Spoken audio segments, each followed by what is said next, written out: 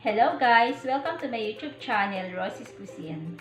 I-share ko sa inyo kung paano ako gumawa ng homemade skinless longganisa. Ito yung mga ingredients natin guys.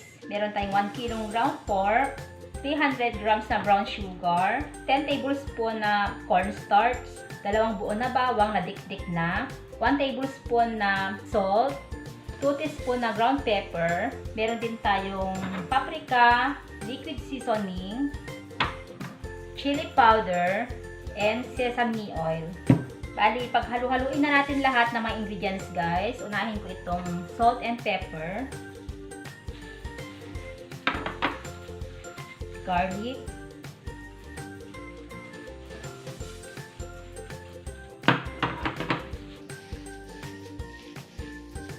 yung ating sugar,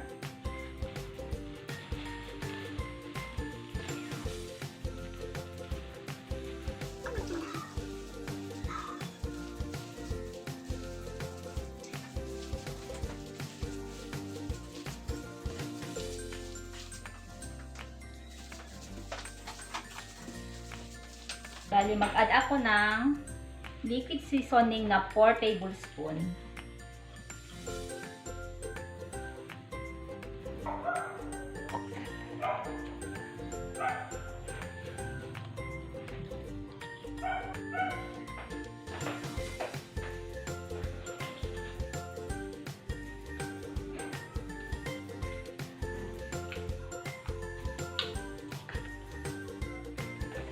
Bali, 4 tablespoon lang na liquid seasoning. Tapos, 1 teaspoon na paprika. So, pwede tansyahin na lang din. Tapos, yung ating chili and sesame oil is optional lang guys.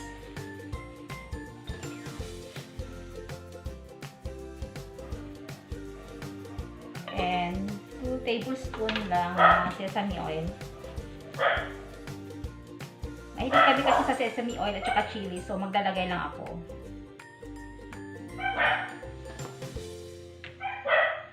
So, haluin natin mabuti.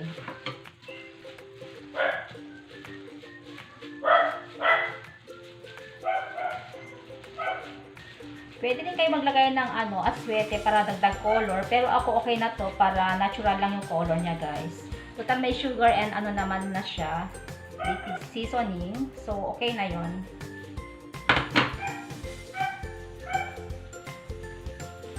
So haluin natin mabuti guys.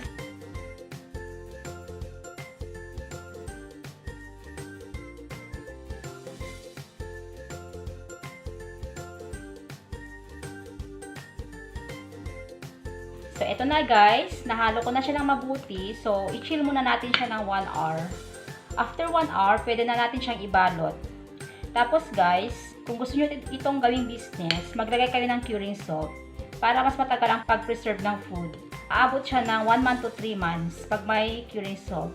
Ako, hindi na ako naglagay kasi pangkain na naman ito sa bahay. So, hindi na ito aabot ng 1 month.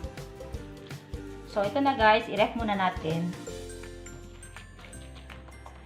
Takpan ko muna ito ng ganito.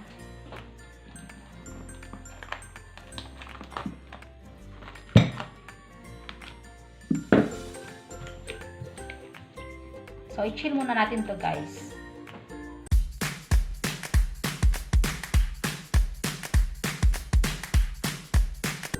So, ito na guys. 1 hour na. Magbabalot na tayo. So, ang gagamitin ko pang balot ay cling wrap. Dito na lang ako magsusukat para hindi masyadong magastos yung aking cling wrap.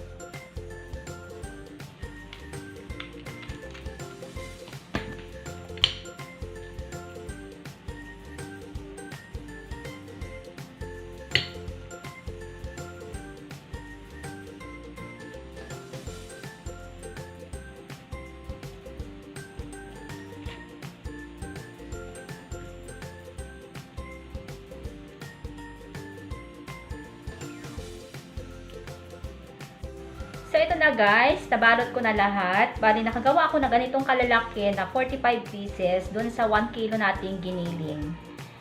So, i-chill natin ulit ng 1 hour. Then, after 1 hour, pwede na tayong magluto.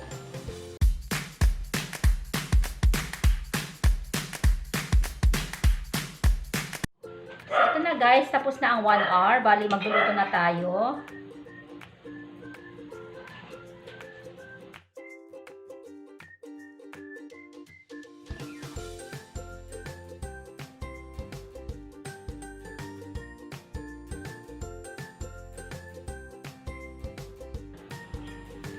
So, ito guys, lulutuin ko muna ito.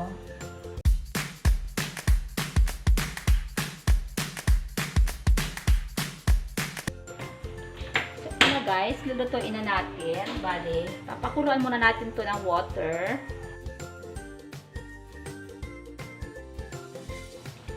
Maglagay tayo ng konting water.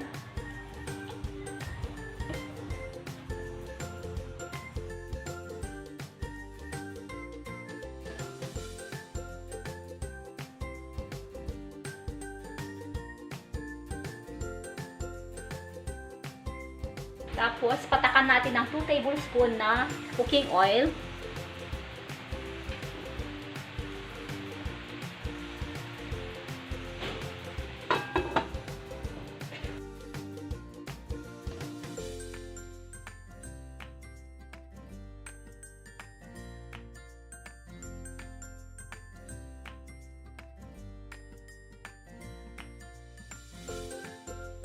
So, ito na guys, tapos na.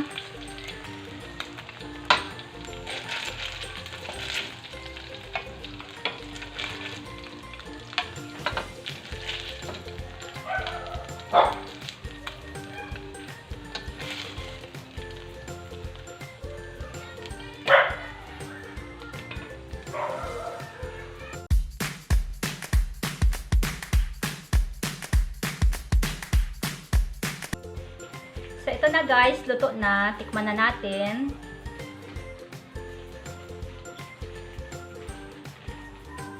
Hindi siya masyadong mataba.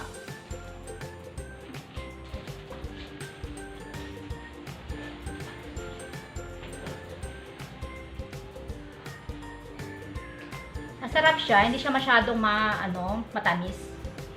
Yung anghang tama lang. So, yung bawang tama din.